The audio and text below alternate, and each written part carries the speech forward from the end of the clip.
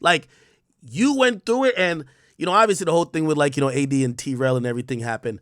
I'm wondering, where's that situation at right now? Um, it's like on one hand, I got nothing against him, so I kind of don't have anything negative to say about him or whatever. But then on the other hand, and I say that because it's like it's cool to be like a good person and to not hold grudges and shit. But then you have like the more realistic aspect of it, which is that they really tried to like take me out and like eliminate me from the fucking content space. And they really like in a way that's kind of different than even the Rory and Maul thing. Like Rory and Maul dipped out of the Joe Budden thing, and they threw shade on the way out, and they, attempted to do damage to Joe's career on the way out because of how disrespected they felt and stuff like that. And I think that they had some pretty legitimate grievances. From my perspective, I don't really think those guys had very legitimate grievances. I think that their grievances were pretty surface level. And going back to it, I think that I disagree. well, we can get to the whole disrespect angle of it because that's kind of like the main tip I have for you. But let's get back to that. Oh, let's hash this out a little bit. So I disagree a little bit, right? And I think business wise, and you just making, I've always had this thought about this whole thing. Business wise, I think you're right, but I do believe that the guys that you had brought something unique to No Jumper that Rory and Millie Mall never brought to the Joe Budden show. I believe that That's probably fair, yeah. Yeah, you're right. What AD and T-Rell brought to that building and brought in terms of perception and also ingratiated with even the community at large, I could imagine at times it's probably hard for them to just like kind of look at it from like a bird's eye view, like, and be like, hey, okay, this is just business. They're probably like, yo, I've put my life on the line for like this motherfucking shit right here. Like, yeah, if I feel I'm not being treated right, or if I feel like I'm not being respected, or I feel like I'm being disrespected, shit, that's gonna make me feel a certain type of way, which is kind of opposite to them other dudes, like Rory and Millie Mall, like they were upset about like they said it was contractual stuff, but really they were just upset about being called workers. Like if we really keep it 100. I think your guys were more, they felt, and you've heard this criticism though. Van like probably laid it out to you when he came up there and he said, yo, I do think there's a lack of empathy and probably just how you deal with people. Like if there was no friendship, maybe that would fly, but there's going to be bruised egos and people are probably going to, get fed up at a point if they actually think you're friends, right? No, I mean, I can definitely own up to that, is that in terms of how I deal with people, and I've made this mistake many times in my career, even going back to the BMX days, where there would be somebody that I had a close relationship with, we're around each other a lot, and I'm paying them in some way or whatever. And then at a certain point, I don't want to pay him anymore, or it doesn't seem like a good arrangement anymore, and I want to exit this relationship. And I think that on the way out in those kind of situations, you really like owe it to that person to really be human about it and have the extended hour-long conversation or whatever. And I've always been somebody who just kind of like moved on to the next thing business-wise way too quickly and just didn't really like do that exit talk, and I'm not sure that the exit talk always guarantees you that you have like a amicable part. But, like I think that definitely there's been a lot of people over the years that I should have and this is just, it's going to be a problem in business no matter what, that if you hire your friends, it's just going to be, there's going to be times where you have to then fire your friends. And then at that point, they're probably not going to be friends with you anymore. And you're going to have to deal with that. And I've seen it happen to me over and over and over, especially as I like transitioned into No Jumper from the BMX shit.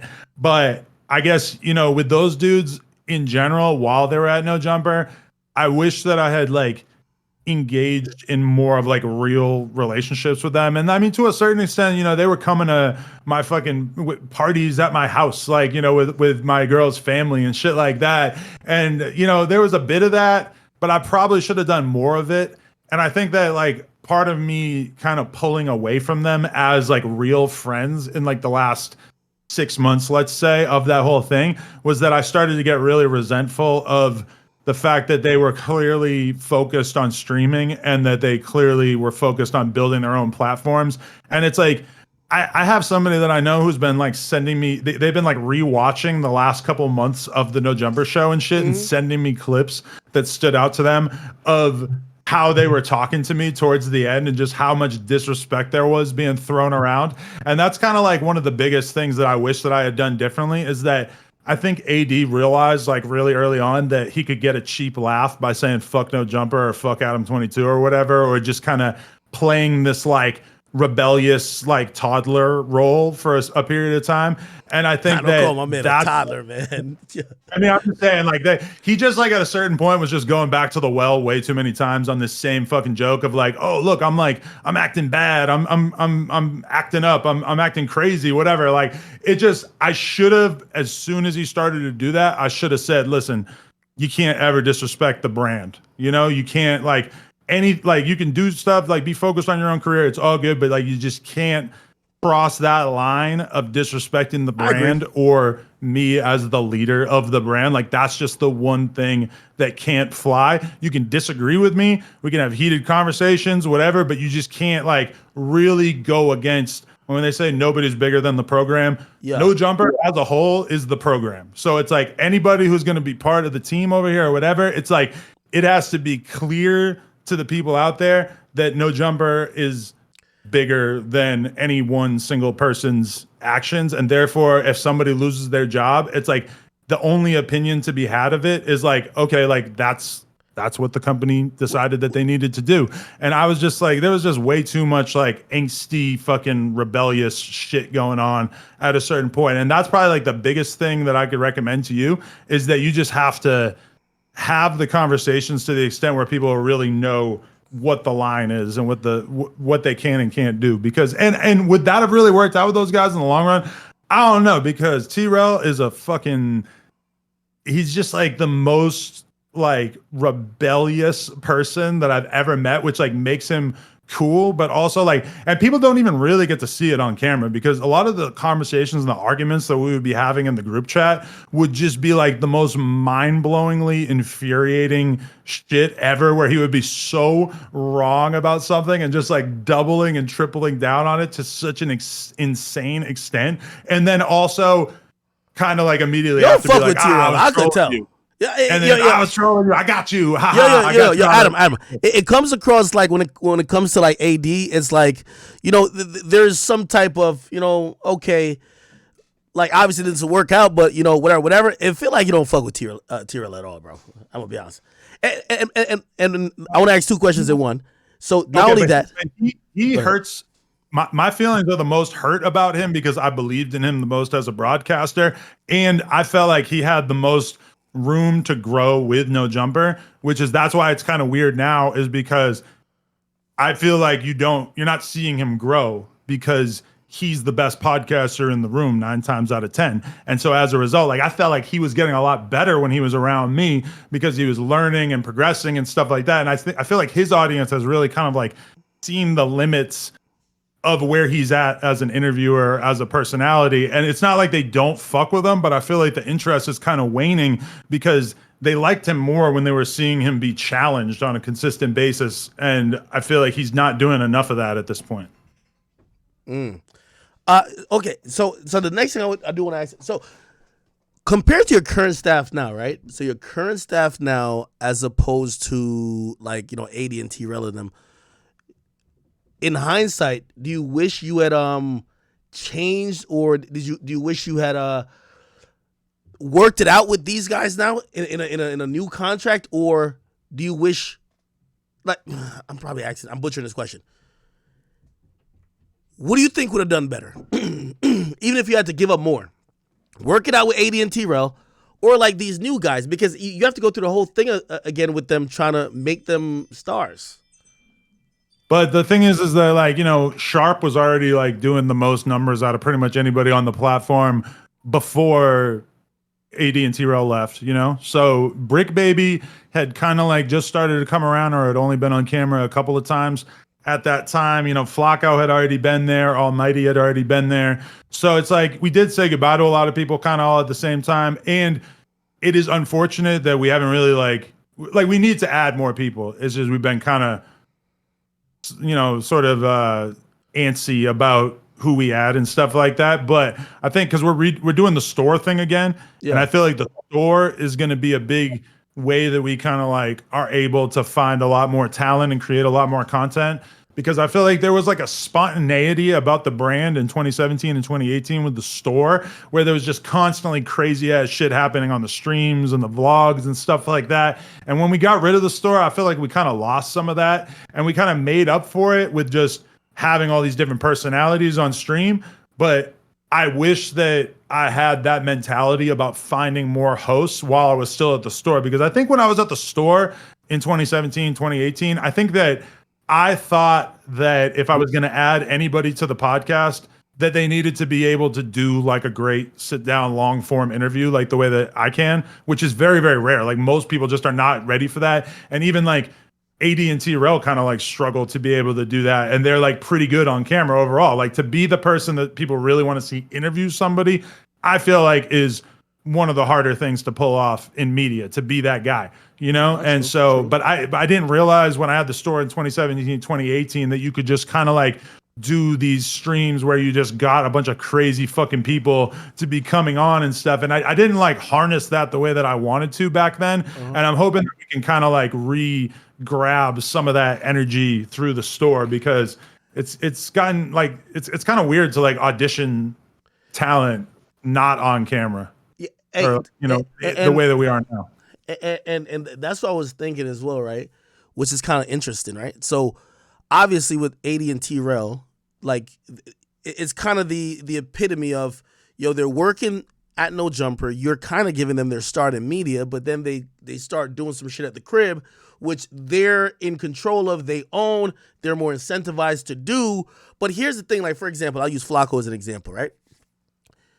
I don't know if like, somebody said this to me and I started looking at it, like Flacco is way better on the stream than he is on No Jumper. You know what I mean? So it's like, for example, what does that mean, right? That means that Flacco will probably be a bigger draw on No Jumper if he gets bigger by himself. So doesn't that put you in an interesting place where you kind of are incentivized to want them to do things outside of No Jumper, because he could probably get a bigger, or maybe he could accelerate more and bring a bigger audience that might transfer on a No Jumper, right? I mean, I feel like the thing with Flacco is that he's reading from a script of sorts in his videos, so he's able to like do a line a couple different times, and that's why he doesn't stutter, and that's why it sounds so much smoother. But I agree. His videos are really good, and I've gotten used to watching his channel, which is kind of fucking weird to be like watching his channel and thinking like, why am I watching this guy who works for me's YouTube videos? I don't know. But with AD and T-Rell, yeah, I mean, honestly, like what people need to do, and nobody's going to do this because it sounds terrible, but people need to go back and watch like the last 6 months of At the End of the Day and just see how dry and boring it got, because they were so focused on their own content and their own platforms. And it got to the point where when they would get on camera together, they would just talk about their fucking YouTube analytics or what they had going on with their brands and shit like that. And I wasn't watching it, but I would like read through the timestamps to like grab clips or whatever. And I just started to like really dread like Wednesday night or Thursday morning when I got the timestamps in my email, because I would read through it and just there was no clips. There was like, they weren't talking about anything interesting or exciting. And that was just, it would just kill me. It would piss me off every fucking time. And this is what I did wrong, is that I should have like hit them up, had a real sit down conversation about it and expressed this more clearly, because instead I was you should have did the deal with them to bring them under the brand. Episodes. What did you say? You should have did a deal with them to bring them under the brand. Like I think that's what it is. I think even what Flacco's doing, you know what I mean? I think if you guys have a bigger partnership, you should bring what he does into what No Jumper is doing, right? Like that is a good idea. But I think, okay, this is the thing, is that let's say when they left, let's say back on Fig was making $20,000 per month. Yeah. Okay. And so if I'm the big company and I'm going to say to them like, hey, I'm going to sign you guys to a deal. You're going to be in-house. You're going to do this on the No Jumper channel. Maybe you put the clips on the other channel, or we take over ownership of your analytics on the other YouTube, whatever. Like at that point, like how much am I going to have to pay them? probably more than 20,000, right? If they're making 20,000 on why their not do a own, partnership though? probably need to give them 40,000, right? Well, no, So not necessarily.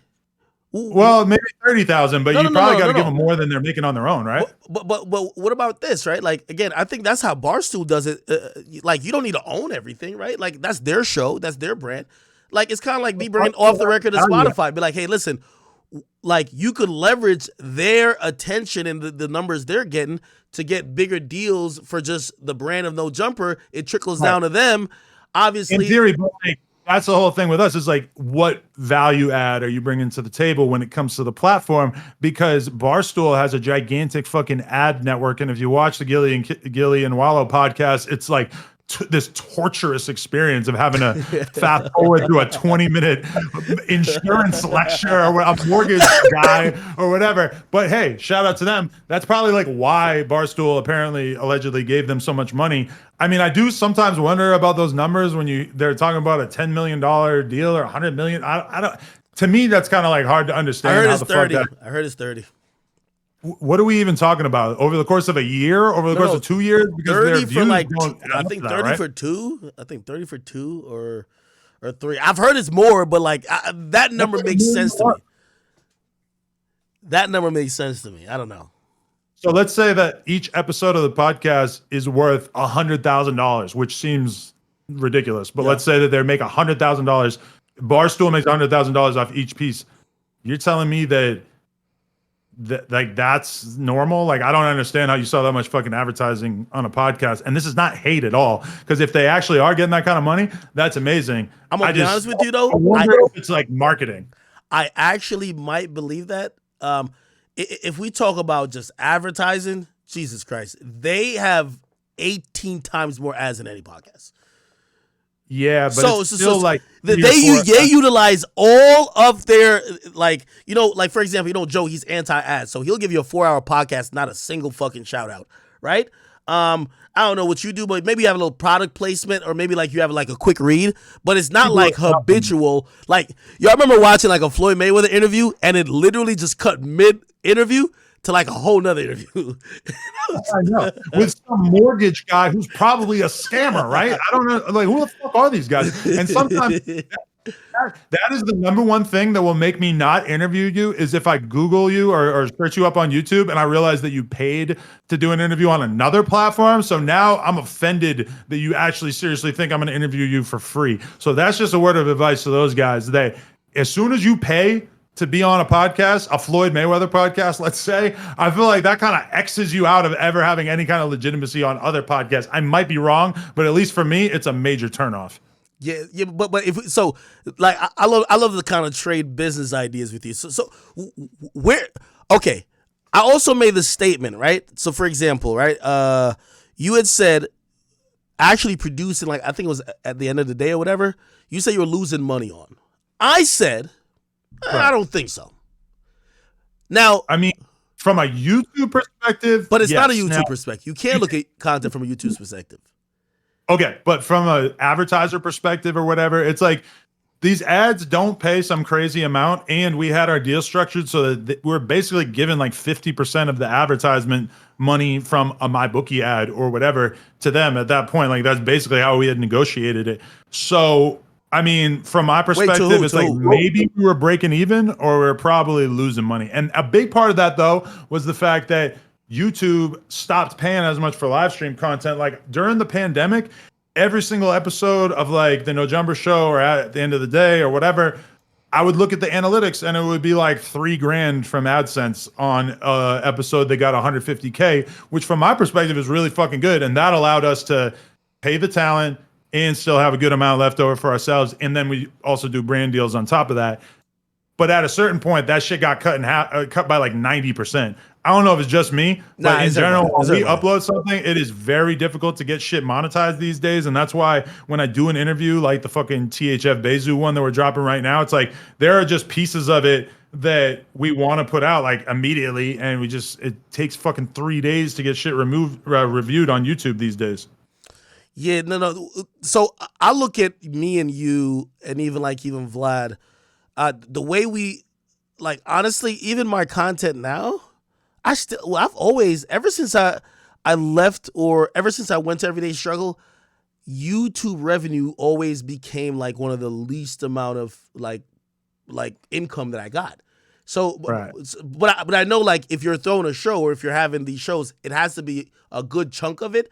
But like, I mean, you guys put shit up on Snapchat, Facebook, right? Like, there's other ways to kind of use that same content That's where why I was getting annoyed when they were fucking doing episodes at the end of the day that had no clips. It's like, we're not putting shit on Snapchat when there's nothing good happening on an episode, and it's just you sitting around looking sleepy, talking about your YouTube analytics or talking about your girl's new nail line or whatever the fuck it is. It's just like, yo, that's not a clip. yo, this That's guy, not gonna do anything on Snapchat. It's not gonna do anything on Facebook. So it's just basically like just garbage, useless content. And the views were dropping. Like, people have revisionist history, and they forget that like at a certain point at the end of the day was doing like 250, maybe 300K in the course of like a week.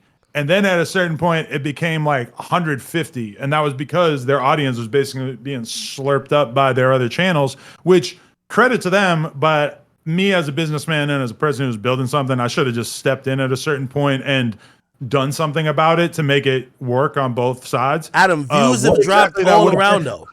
I feel like as soon as they started doing it, Yeah. like, you actually made this point to AD very eloquently in a way that I hadn't really heard anybody say, but you were like, yo, like, Adam was stuck in a bad position because he was having his fan base slurped up by you guys. Like, he was paying people to become his competitors. Yeah. But then if I were to say anything about it, I would have so looked like a hater and looked like I was hating on them being independent and owning their own platforms and yada, yada, yada, that it would have been very, very, very tough for me to come off good in that conversation. And AD gave you like the most bullshit answer, because he's like, no, if Adam told me that, I would have just completely switched up my content. I'm like, I'm watching this like, you cannot believe that anybody at home seriously thinks you would have stopped doing drama ass content or whatever just because I asked you to, because I thought that it was stepping on No Jumper's toes too much. Like, it would have been World War III if I actually tried to have that conversation with him, because AD is very like rebellious. Like, he's just not the kind of person. But Adam, to be fair though, a little piece of that though is your fault, just because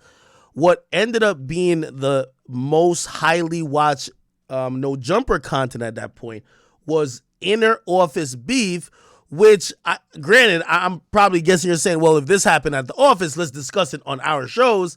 But these guys are going home, and then they might not have been there. Like, again, so I think it's harder for them to only keep inter-office shit at the office, when really a lot of people want their own personal POVs outside of the context just a show. You get what I mean?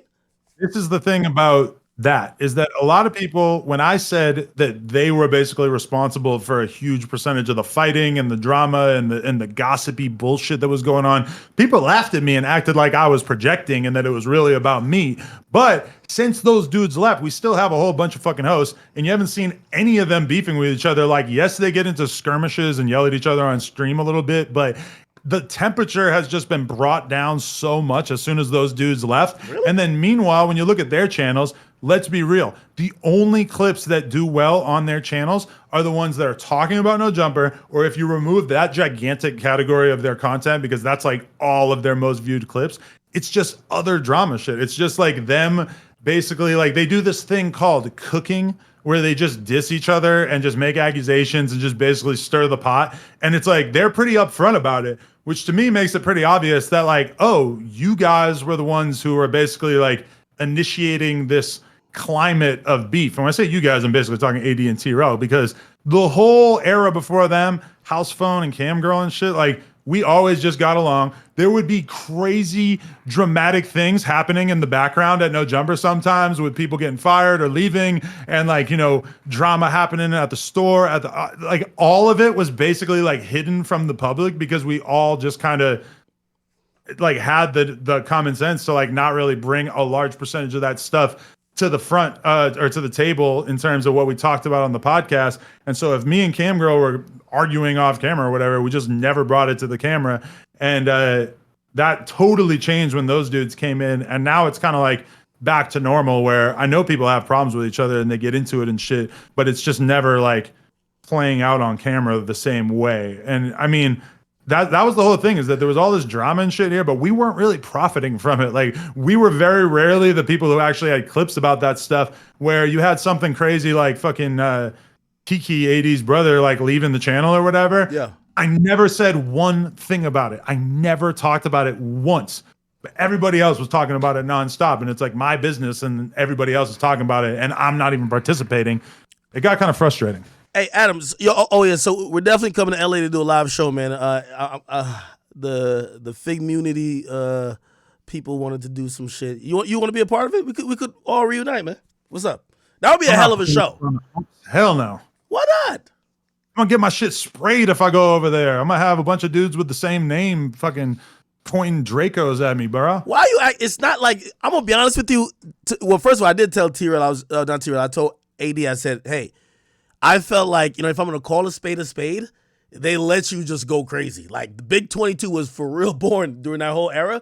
But yeah, I'm gonna be honest, it feels like you're stoking a fire more than they're like doing anything at this point. I feel like, they do their thing, but they're not like picking at you. You're picking at them a little bit, and I understand why, but you are. So that's why I'm like, yo, hey, listen, you do know at a certain point, especially that they've been taking the high road. I don't know if they're gonna still take the high road, but eventually a reunion is probably gonna happen, right? Like, come on now. If a reunion ever happens, it will happen on home turf, benefiting yours truly, not me pulling up to somebody else's fucking hangout where they kick it. That's not happening. But anyway, if they want to repent to their sins for their sins, they're welcome anytime. But AD told me this. AD told me this, and I'm wondering what you think about it. He said he knew it was over at No Jumper the moment him and T-Rell did a live show, and they did like, I don't know, maybe like 1,000 people like without you.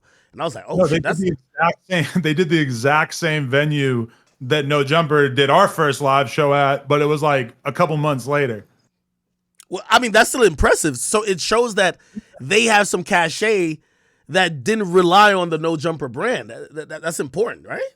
Yeah, but it was like, it kind of relied on the No Jumper brand, because I don't think that they're I mean, I'm not saying that they won't have success on their upcoming live shows or anything, but the live stream that they announced at the Novo or whatever, that didn't sell out. That's like, still, they have tickets available, which in comparison, those other shows that they did while they were at No Jumper sold out immediately. So, I mean, I feel like they're kind of feeling some of those growing pains of sort of being away from the place that put them on in the first place. You're trying to say be away from the plantation, man. That's what you're trying to say, man. Be away from the plantation. That's what you're trying to say.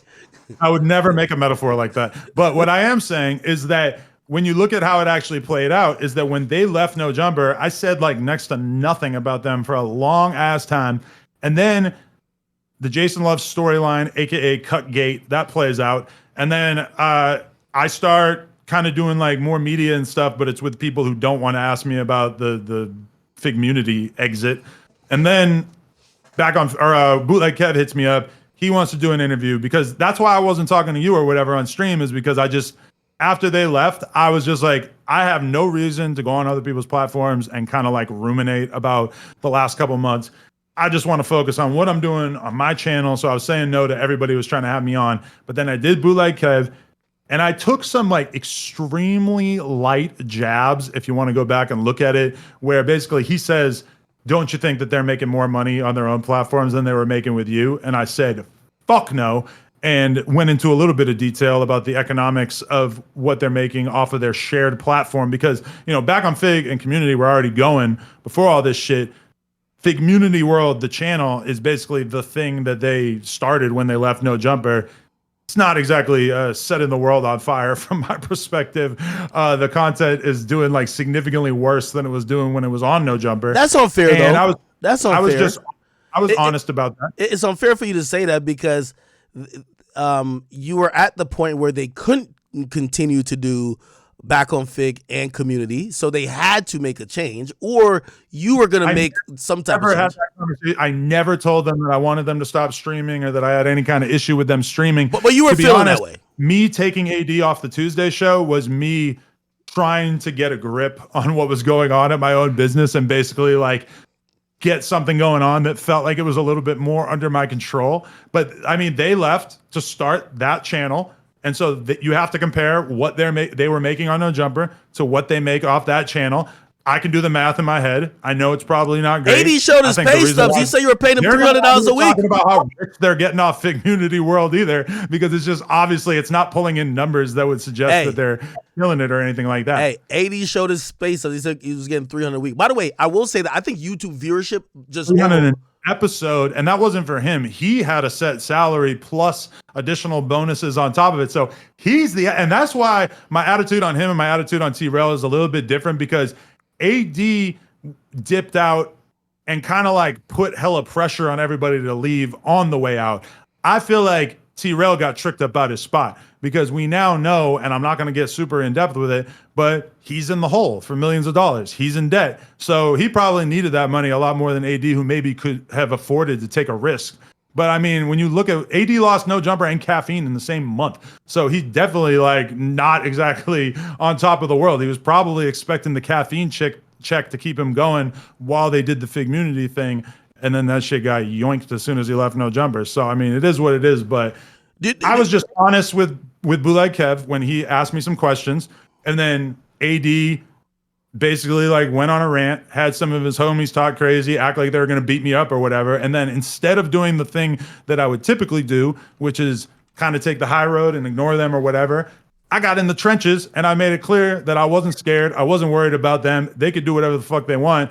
And then that is basically what encouraged them to stop talking about me, because I fucking took aim at them and told them I didn't give a fuck about all that tough guy rah-rah shit, which I appreciated when I was seeing you do it about some other people too.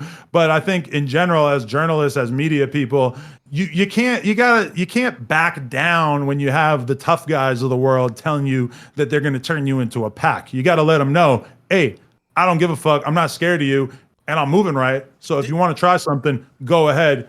Do you think you crossed the line when you mentioned his girl, though?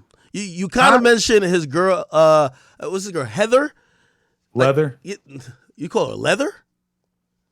It's a word. It's a word. Yo, but not. Yo, this guy. She showed up in my DMs. She showed up in my DMs, inviting me on her mixed drink show, which is doing an impressive 10,000 views per episode. And she invited me on her fucking podcast.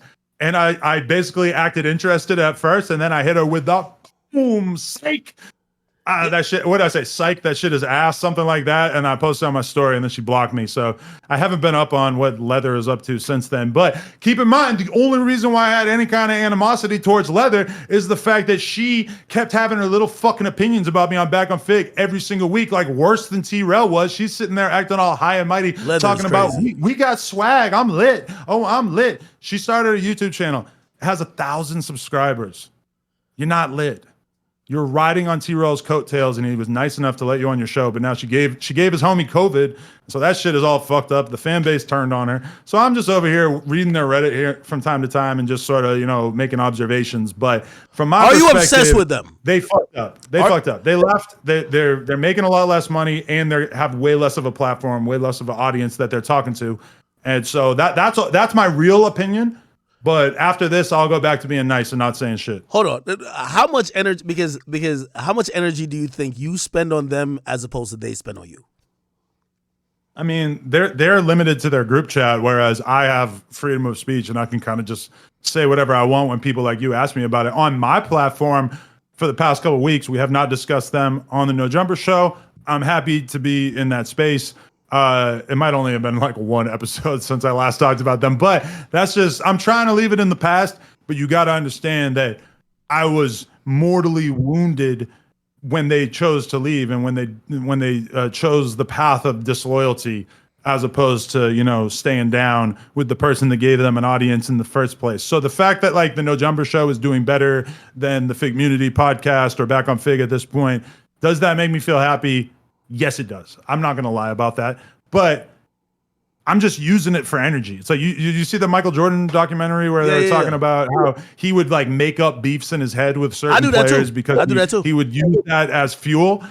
I'm not saying that I'm making these beefs up in my head because I actually have a real reason to be aggrieved about the way that things went down. But in my head, I am harnessing that. In my head, when I'm listening to King Von, he's talking about them. So I'm rocking with it. The 22 stir is using that energy, but I'm trying to like tame myself and not just constantly go in because I feel like it's kind of and especially like I thought of Big Ack when I found out about a bunch of different stuff, like the fact that T-Rell's millions of dollars in debt and that his girl has a sordid past that I won't speak on.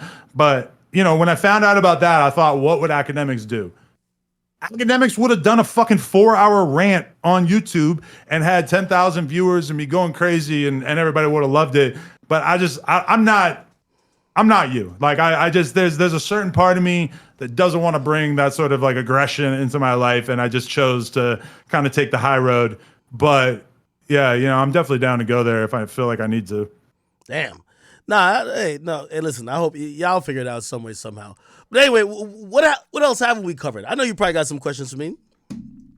I definitely wrote some stuff down. Let me take a look. Oh, so okay. Give me your overall impression of the Traplo Ross YoungBoy documentary, because it really sent me into a YoungBoy and Quando spiral where I've just been listening to them like crazy. And they really got some of the best music of the last few years. I'm gonna be real.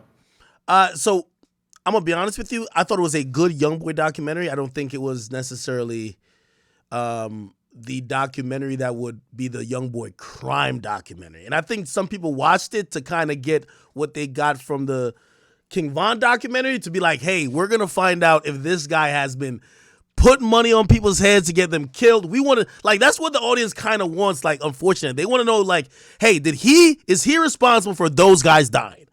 And unless Vaughn is just one of a kind, like you might never find another person who has the combination of being a big rap star and then also having all these bodies. Like with YoungBoy, yeah, you have all this death around him, but I mean, it's totally plausible that people from his gang or from his label or from like around him were doing this and that he didn't even have any fucking clue. So it's kind of like it can only be so interesting. I still thought it was pretty fucking phenomenal. But yeah, definitely like, I don't know if Traplo Ross will ever have source material like that again. No, I think he will. I think after this one, and if I could give him like some real constructive advice, is that, listen, first of all, you're already in that space where you're gonna get so much criticism because you're doing these documentaries that's getting so much, so much energy and attention. You have to start going a little bit into investigative. I'm gonna be honest with you. Which means you have to unearth shit that isn't public. Because right now, he's really good at compiling the publicly available shit. And I think, other than Vaughn, who literally put it all in publicly available places, his documentaries, I think we want to see him almost. It's kind of like you ever heard of a Chicago crime scene 88 or something? Or Chicago? Yeah. Yo, that dude was saying some shit that I remember watching his channel with my mouth open, like, what the fuck? Like, no way this is true. He was saying new information that I had no idea. Years come to pass, he was all right. The motherfucker was right all the way. And I think, obviously that's very dangerous, number one. That's why, like, he always had, like, a voice changer. We don't even know what he looks like. But I think fans have this insatiable appetite for that. Do you get what I mean? Yeah, because at a certain point, you're gonna get to the point where, just like all these dudes that Vlad interviews, who are they feel comfortable, they're gangsters, they're solid, whatever, but they feel comfortable talking about shit that happened in Tupac's era in terms of murders and shootings and shit like that, because it just seems so implausible that a case could be put together against them. I mean, there are bodies that I know about from off-camera conversations that I can never say on camera that I'm like secretly thinking in the back of my head, like, oh, that is the fucking documentary to make right there. Yes, but I mean, I can never bring that kind of thing to the table. Exactly. And I think, but that's the future of this shit, is that shit being so old, and some of this shit is 10 years old. It's fucking 12 years old or whatever. When you talk about people that died in the whole Chicago shit, that at some point, maybe even like 10 years from now, I mean, you already have a J Main who's comfortable, and we've confirmed this story with multiple people that Fredo Santana walked up shooting at J Main or whatever, and that he used an Oblakian female as a human shield. I don't think the bullets actually hit her, but he was holding her up. I mean, multiple people have fucking confirmed that, and that's just like, that's the craziest shit in the world, that within like 10 years of it happening, we got to actually hear that shit on camera. It's probably bad for the future of humanity that we even know about that, but I mean, that's pretty That's pretty crazy, dude. Hey, right before I get to Gunna, because I want to ask you about Gunna. What do you, because I know Van also asked you about this. No Jumper seems to be very entrenched in gang politics. Like when I go on your channel and I see the gay Crip speaks on, like I'm like, yo, what the fuck? I'm like, I look at him like, yo, I could never do an interview. By the way, the dude, he emailed me too. He said, hey, I did it. He sent me a picture with you and him, and I guess he has like a publicist. And I was just like, I can't get it off that I'm interviewing a gay Crip. Like I can't get it off. Not on my channel.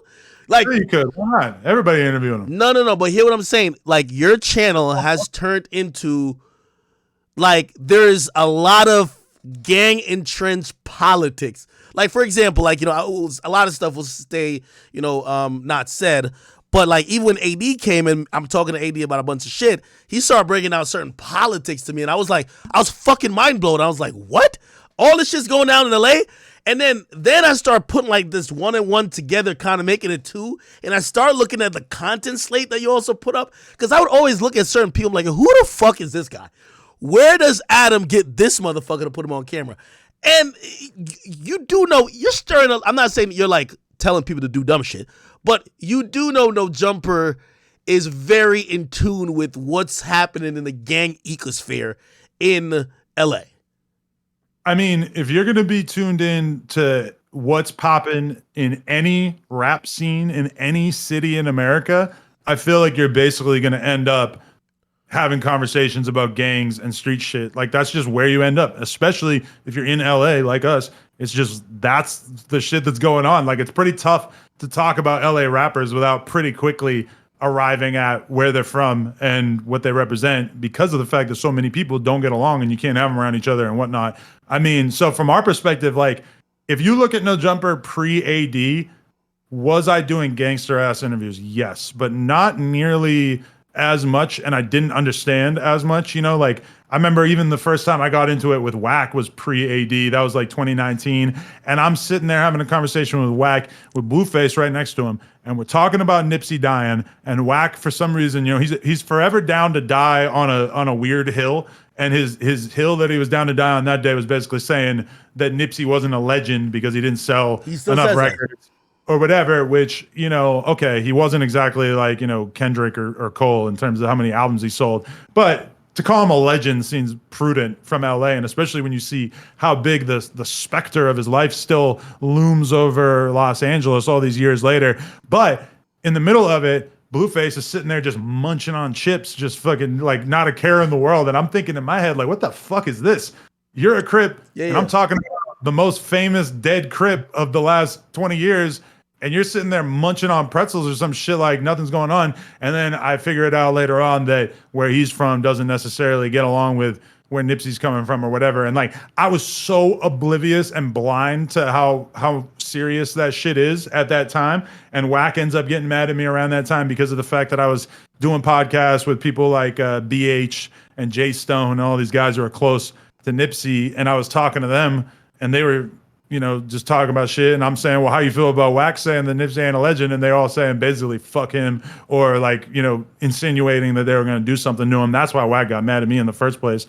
But do you ever feel like you're flying too close to the sun in the sense of maybe a conversation or maybe something that happens at No Jumper might turn into some shit that happens obviously outside of No Jumper, but then they're going to reference it back to, well, it started because he said this on No Jumper. Like, that's why I kind of stay away from certain of those things right now, because I'm like, you know what? Like, yo, like, I'm still getting, like, the remnants of the Warren Chirac kind of off. I mean, it's kind of, like, I feel like I'll never shed it, but